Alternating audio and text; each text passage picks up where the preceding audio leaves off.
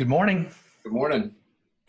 So I want to introduce everybody to Phil Cole. Phil's a friend of mine. He's helped a lot of our clients here at Crossroads, and he's with Class Solutions. That's K-L-A-S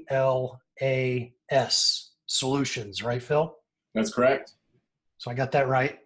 Nationwide practice management for dental offices. You and your team help dentists with a myriad of challenges. And I want to talk to you specifically about your health assessment that a Yep. dentist fills out up front. Mhm. Something that our companies have in common. It's a little bit of a consultation in advance to help you determine where to really help a dentist. It's a holistic approach.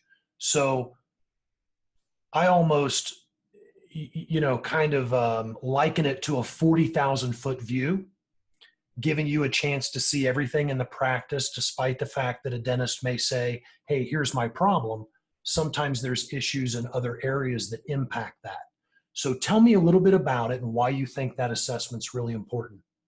Well, the assessment's important for us is because a lot of times we'll have doctors come to us and they'll say, how do I fix this problem that I have? And unfortunately, a lot of times when the problem that they have, and when they come to us, what they don't understand is there's been 10 or 15 other problems that have led up to now where they feel that there's a problem. We look at it as kind of like that oral health exam. When a patient comes to the doctor and says, fix my tooth, it's been killing me all weekend long.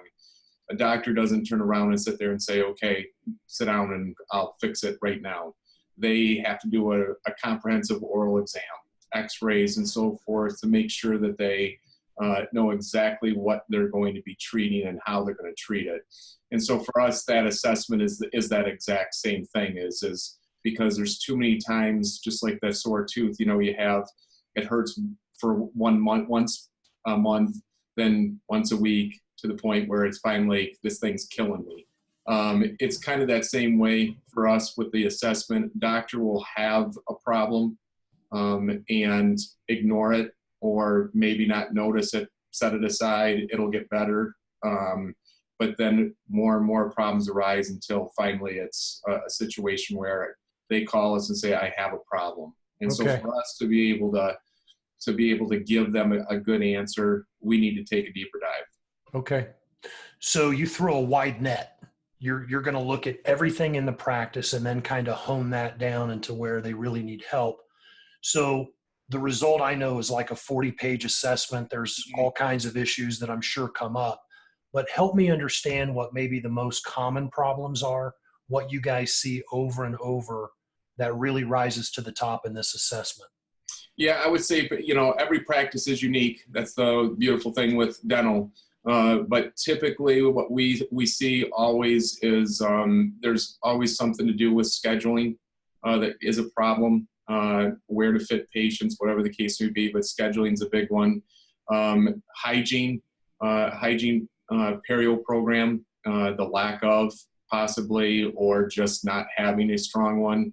And then always financials, AR, something in that realm is one of those things that we see on a regular basis that needs improvement. Okay.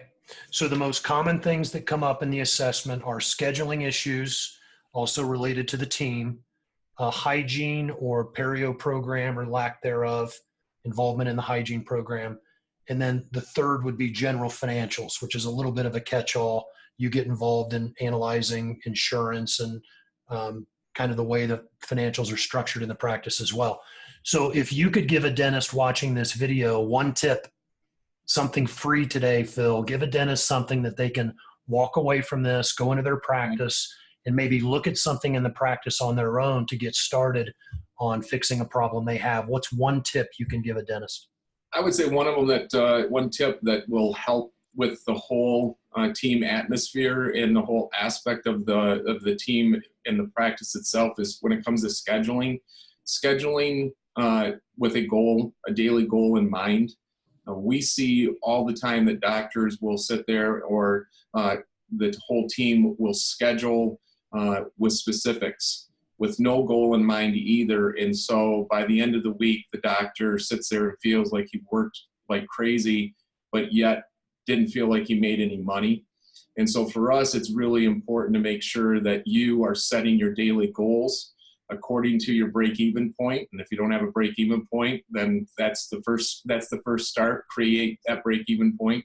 But then once you have that and you have your daily goals, now you can put a schedule together that is meaningful and that also sits there and makes sure that there is a plethora of codes and procedures being done, and not the monotonous, always, just crowns today, or just, restorative work, but there's a plethora of different variations and so forth.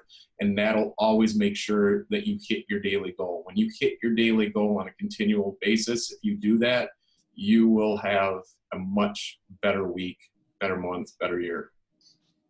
It's more predictable. Thank you. So to learn more about Class Solutions, go to www.classsolutions.com and learn about the health assessment. And if you're frustrated with your current dental accountant, put them to the test and consider the dental CPA exam on crossroadstax.com. Thanks, Phil, for joining us. Thank you. You bet. See you. Right. Have a great one.